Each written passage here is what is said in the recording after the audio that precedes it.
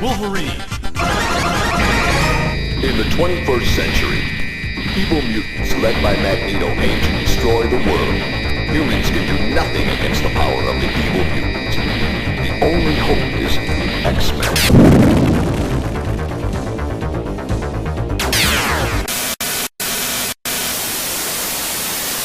Go and save the city. And welcome back to Space Plague's Vintage Game Room.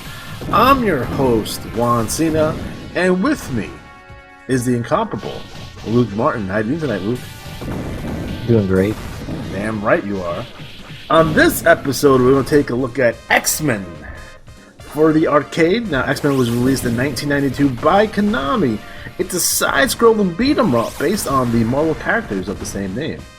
Now, this game is based on the 1989 X-Men pilot episode, X-Men Pride of the X-Men. It's probably the only video game that's based on a pilot cartoon. So this game has 6 playable characters: Cyclops, Colossus, Wolverine, Storm, Nightcrawler, and Dazzler. There's 5 played characters and 1 playable character, because no one fucking picks Dazzler. Now, the interesting thing about this game is that it was, you had a 2-player cabinet, you had a 4-player cabinet, and you had a 6-player cabinet, which is ridiculous if you think about it. The villains include, you had miniature Sentinel robots that you have to fight your way through. You had the Reavers, Pyro, Blob, Wendigo, Master Mold, the White Queen, Juggernaut, Mystique, and finally, Magneto. So you basically play through a bunch of levels here, and you end up at Asteroid M, which is Magneto's home base. This game does suffer from some translation issues. It feels like it was translated quickly or poorly because there are some bad lines in the script. For example, there's a part where Magneto says, "I am Magneto, master of magnets." And he also says, "Welcome to die," which is ridiculous. Now, this game has been ported over to PlayStation Network, Xbox Live, ported by Blackbone Entertainment. They did kind of fix some of the issues, but left the flubs in there. Because it's a part of the game's history. It was also released to the iTunes App Store and Android Market. So X-Men, Pride of the X-Men, again, was this pilot that this game is based on. Again, it was very strange to see an X-Men cartoon that was released in 1989 prior to the highly revered X-Men animated series that came out in 1992. I don't know if they were trying to get a game out and they weren't. It's funny that this game is based on that pilot and not the new animated series. Although this game does predate the animated series by a couple of months. Didn't matter, it's so old. Yeah, but it's weird. It's weird to me because they used an early '80s version of the X-Men. Right. Like Cyclops. Cyclops is not even on the team. I started. For me personally, I started collecting comic books around 1988, 1989. So I'm more familiar with the Jim Lee, Chris Claremont X-Men, especially when they split into the 2 teams, the gold and the blue, than early 80s X-Men. I did go back and get all those back issues, at least the ones I could afford. There were some really expensive ones, even for back in the day.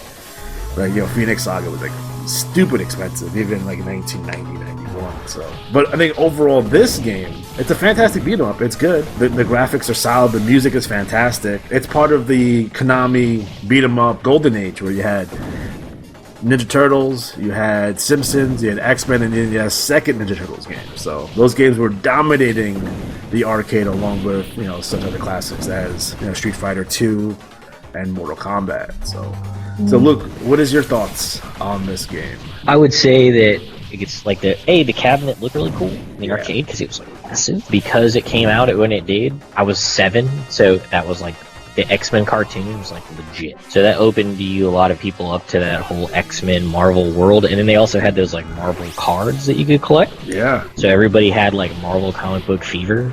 So they could just kind of, I don't know if they, like you said, I don't know if it was just happened to be happenstance or what, but they put the game out and then you could play as all these characters, and it was cool because you'd see stuff that you didn't necessarily see in the cartoon, or you'd play, and the powers were really cool. So Colossus and doesn't have their powers were random. So Colossus obviously can't Hulk up, right? But he does in the So he like just clears the screen. Yeah, and Wolverine had like the slash; he would nail everyone. Storm had tornadoes.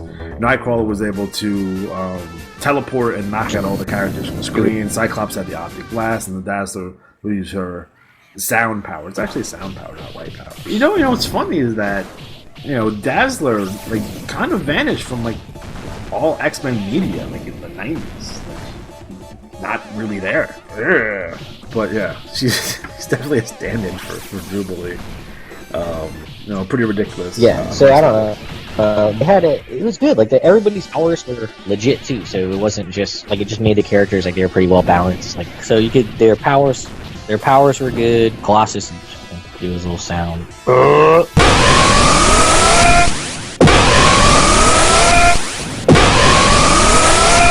Like that's all I associate. You would hear that like all through the fucking arcade. It was ridiculous. Yeah, the speakers, the sound in that game was really good. Yeah, the music is fantastic. The story was really weird and convoluted. Well, because it's based on that It's based on that cartoon, sort of. If you watch that one episode, it's available on YouTube if you guys want to check it out. It's X-Men Pride of the X-Men. They'd given Wolverine a Australian voice, apparently, which is weird. It's Pride of the X-Men, but it's based on kind of the first appearance of Kitty Pryde. So again, it's weird using early '80s, mid '80s X-Men. We're into the '90s at this point. So it's weird to have a cartoon based on something that X-Men was so different by 1989, and especially even more different by the time we got to 1992. Like in 1992, X-Men you're knee deep in Jim Lee fucking X-Men. All the costumes are different. The teams are split in half. A lot of the characters are not even on. Like Dazzler's not on the team. I think Nightcrawler went to Excalibur, so he's not even on an X-Men team. Colossus wouldn't be on the team too much longer after this. And then you had Storm on X-Men Gold, and you had Cyclops and Wolverine in X-Men Blue. So again, it was really, really strange. I'm glad they fixed some of those issues, especially when they went to the future games, the Marvel vs. Capcom games, or what have you. And then the 1992 animated series, they took a modern roster of X-Men, right? Combined the teams a little bit, but they took a modern roster of X-Men, but all the stories were all the fantastic stories in the 80s. Because I think now, when we look back at comic book history, everyone's super into the Avengers now. Everyone's into Iron Man and Captain America, Thor, Hulk, and all that stuff. But in the 80s, and I might get some heat for saying that, most of those characters, if not all those characters, were B-level heroes. They definitely were taking a backseat to X-Men and Spider-Man. Like, Spider-Man's always been the flag bearer for Marvel. X-Men's right underneath that. And when I started collecting comic books in '89, it was X-Men, Spider-Man, and the Punisher for me. Then everything else was secondary, but I always felt that they always pushed the X-Men and Spider-Man to the forefront, where Iron Man, Thor, Hulk, Ant-Man, the Avengers in general were pushed to the back burner. And I think that went basically all through the 90s until they hit a renaissance. So I don't know. I don't collect modern comic books unless it's Star Wars. So I don't know how they're treating a lot of these characters now. I stopped collecting comic books like right after X-Men Age of Apocalypse. Getting into Onslaught, that Onslaught crossover, and I stopped collecting comic books by then. Mostly the reason I stopped collecting comic books is that the Spider-Man Clone Saga. Like, I was like, fuck you. After that, I was like, I tapped out at that point. Like Matt, for example, who's a generation older than us, he stopped, collecting comic books right when Fall of the Mutants happened. And I think that, I don't know what year Fall of the Mutants were, maybe 87, 88. So he doesn't like the Jim Lee X-Men. He's more partial to the late 70s, early 80s X-Men, like Phoenix Saga and all that kind of good stuff. So again, it's kind of when you got collecting and interested in collecting comic books, and then if at some point you do discover girls, and you're like, I'm going to put this over to the side, and you kind of rediscover your passion as you hit your late 20s, early 30s. But for me, knee-deep in Jim Lee X-Men, and it was, when I started collecting comic books, it was right before, like, a lot of the super gimmicks for, like, the embossed covers, and the holographic covers, and all that other shit. Like, when I started collecting comic books, it was, their biggest gimmick was like the summer crossovers were like the big thing. Like you're coming out of Secret Wars 2, like Infinity Gauntlet, Infinity War, like that kind of stuff. was the big things, and then they had switched over to a lot of these, gimmick type covers and stuff like that, and those really kind of raised the price on a lot of these books. So I was like, these are expensive. The stories are not great. When everyone left for Image, I was so used to Rob Liefeld and Jim Lee and Todd McFarlane, is that whatever artist they brought in after that, to me it was like it wasn't cutting the mustard for me. I didn't like any of the art. They're expensive. The stories are not great. And I was like, yeah, I'm done. I'm finished. And I tapped out. So a lot of anything that happened post 1995, minus some of the bigger stories that I went back and took a look at, I have no idea what the fuck happened. I just know that it cloned Spider-Man, and the clone Spider-Man was the real Spider-Man, but then the real Spider-Man was not the real Spider-Man. But then eventually the clone Spider-Man was the clone Spider-Man, and it was like shit. Alright, so the X-Men cartoon was huge, so that kind of brought everybody in. The X-Men cartoon did a good job about including all of the mutants and the storylines there, like even some of the space from the Phoenix Saga and stuff. They did a great job all around. There's episodes with Long Shot in it, and I was like, oh, they brought that cartoon series. They're able to bring the totality of the X-Men universe onto the screen for the first time. Right. So that was, I think, but they never had Iron Man or Thor or anybody. You knew who Hulk was. You had a cameo by Spider-Man's left arm once. That's it. They did more cameos in the Spider-Man cartoon that would come out later. You see Captain America and Iron Man, and even the X-Men in that Spider-Man cartoon that came out. But they would if you watch that show again, you'll see weird cameos from people every once in a while. I just watched the entire series not too long ago, so yeah. I mean, I guess he was based on a character named Changeling. Interesting character to have. I thought he was cool.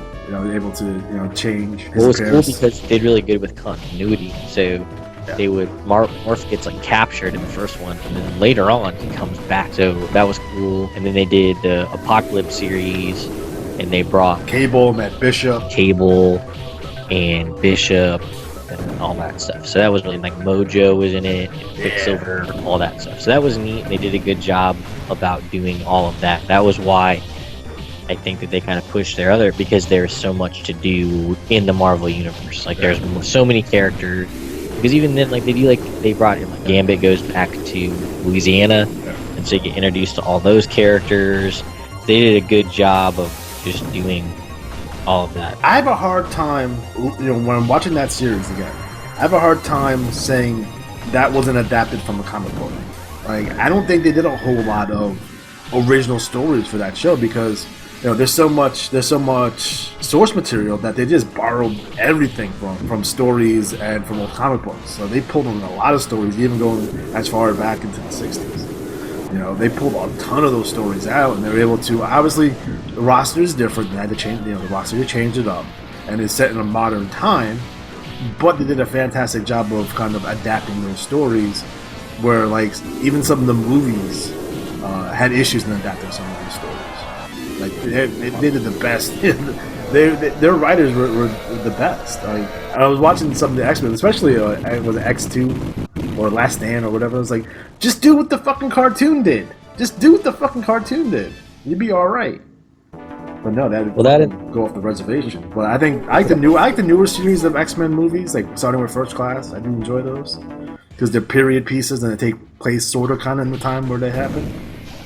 There's a progression. So the thing too is with the X-Men cartoon, it was interesting because you never knew, there's more, it wasn't ever stale. They just didn't have to do the same episode over and over and over again. There was always something new people they could bring in. They always did a good job about explaining who the characters were, or how their backstory or whatever. And so it was cool. Even Nightcrawler. So they would show and he's in 3 episodes too. They kept on coming back to him. They said they were Colossus.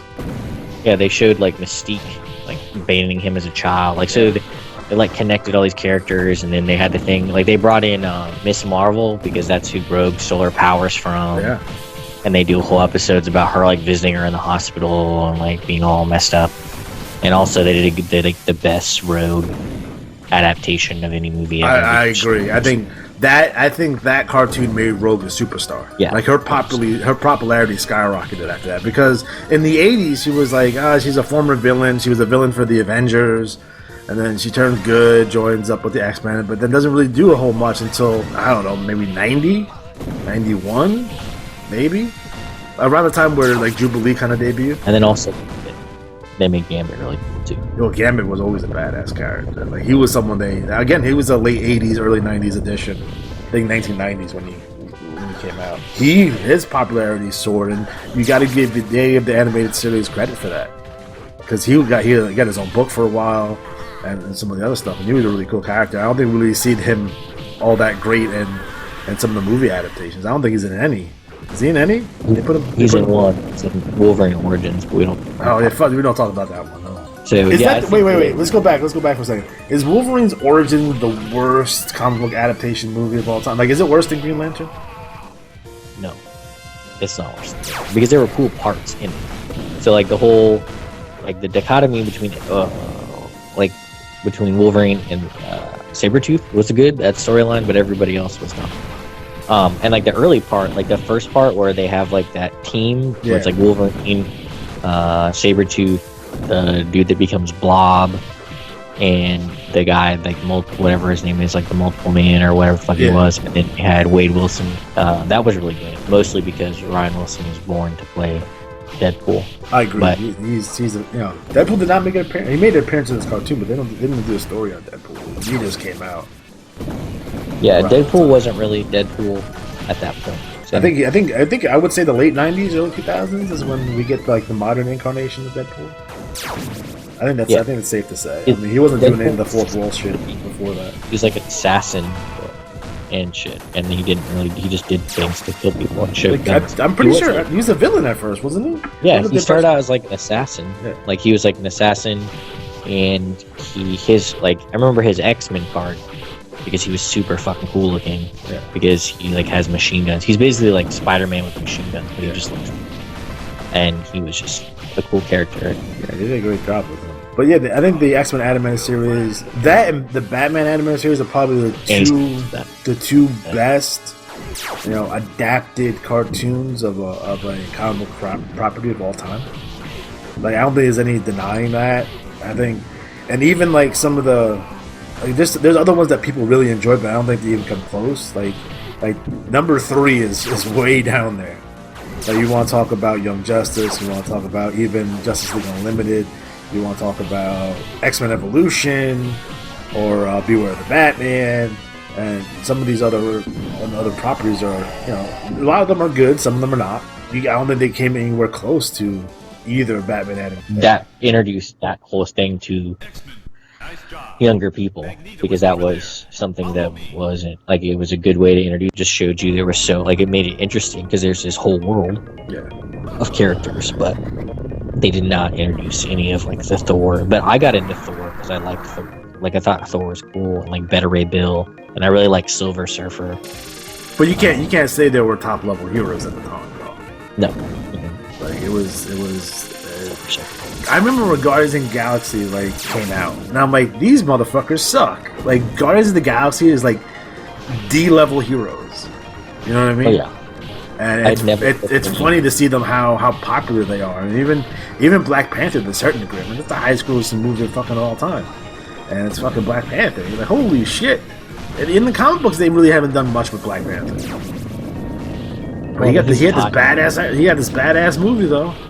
Which makes me makes me excited to see what other characters can they scrape up. Like even the Ant-Man movie was pretty good. Yeah, well they bought X-Men now too. So. Yeah, I don't know if they're gonna reboot or they're gonna have to do something. I'm curious to see the new Phoenix movie because I think that's the last Sony movie they're gonna do. But can we talk about how awful the Fantastic Four is? No, that's not disgusting about them. They can't. You can't.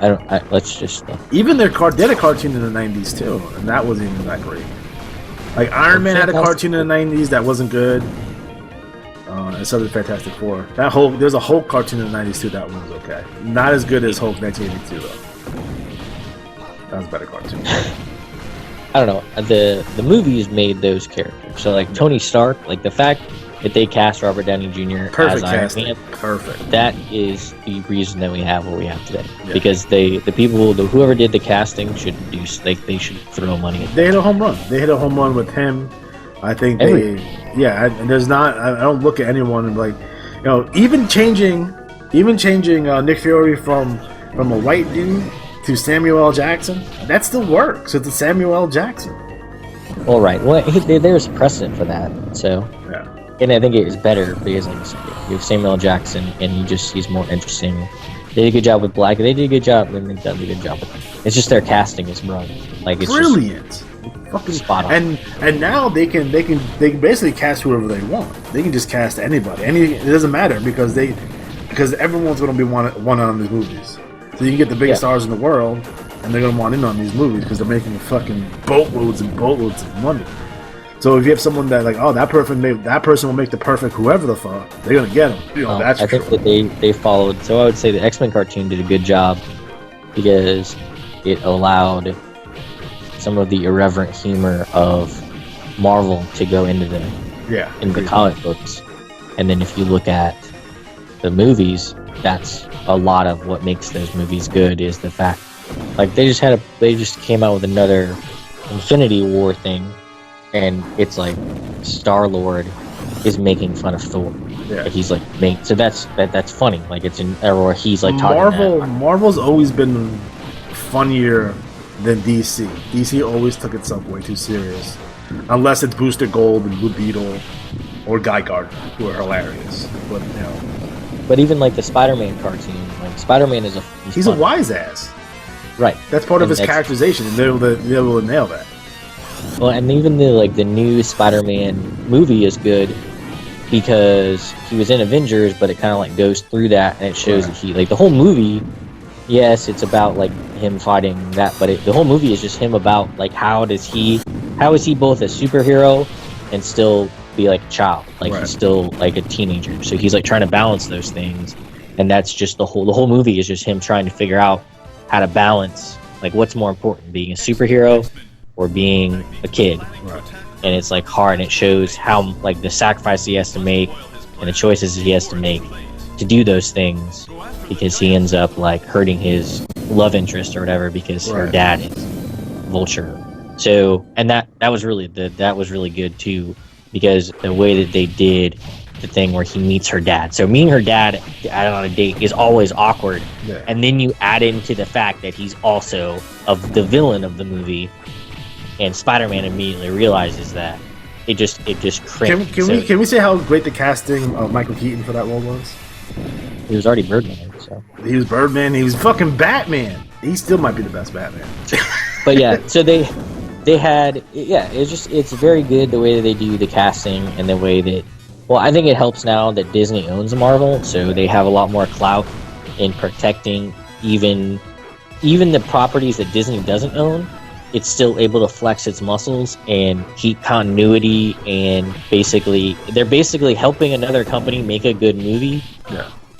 But it helps their movies too. So it actually that's pretty unprecedented for studios to work together like in collaboration.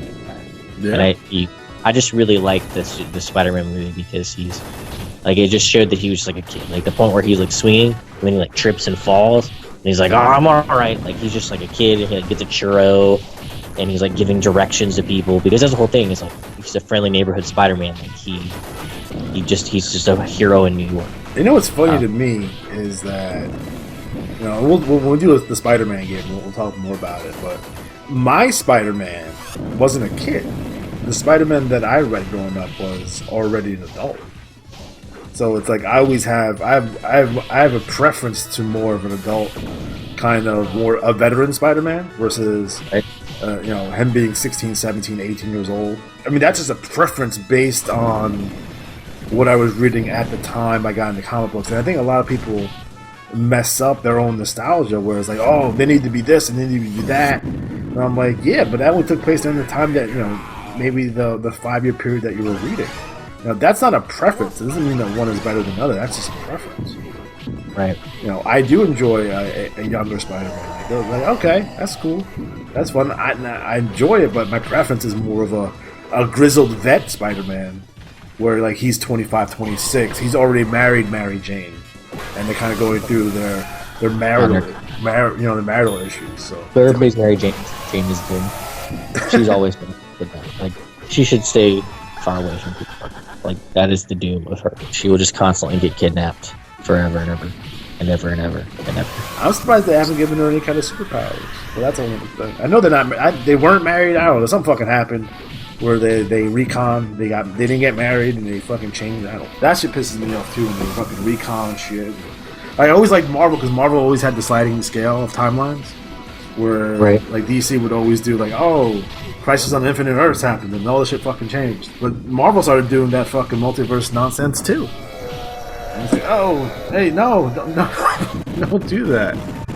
Yeah, that's pretty awful. I would say to you that that Marvel does a good job.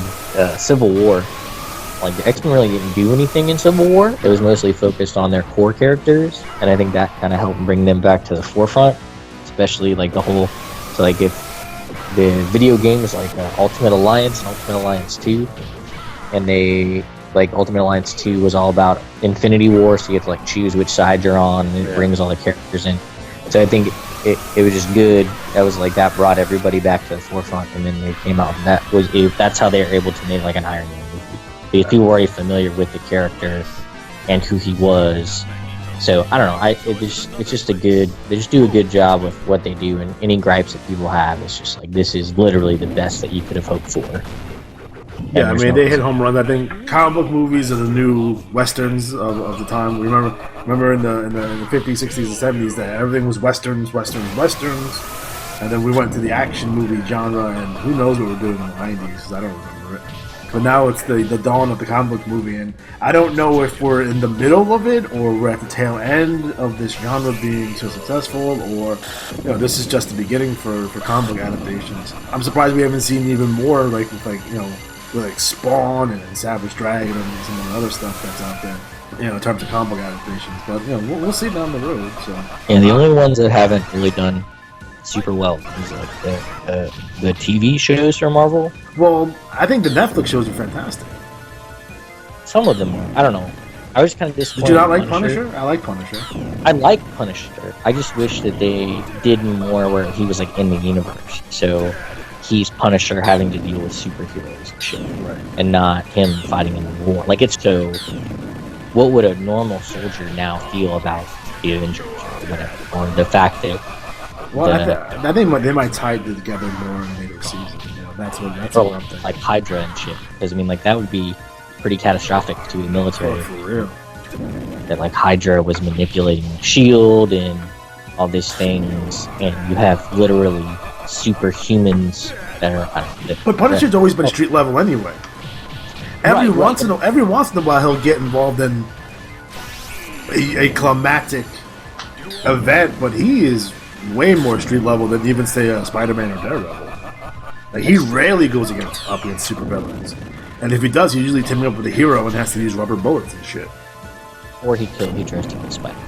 He tries to kill Spider-Man. So even the cartoon, so he's introduced in the original comic books as trying to kill Spider-Man. Even the cartoon, he appears, he shows up. Eventually it gets fixed, but he shows up trying to kill Spider-Man because he thinks Spider-Man's like a vigilante. Yeah, I think the Jackal. They did some weird shit with Punisher. Like, eventually he was brought in by, like, I believe the Jackal. Was the Jackal Chameleon? I won't say it was the Jackal to kill Spider-Man, and they reconned that, saying that he was on mind-altering drugs that made him more violent and shit. I don't know. It's fucking weird. Like, why can't he just be an asshole? It's really bad PTSD. Like, why can't he just be an asshole? I don't know. It's weird. All right, guys. So we are officially out of time. So for Luke Martin, I'm Juan Cena.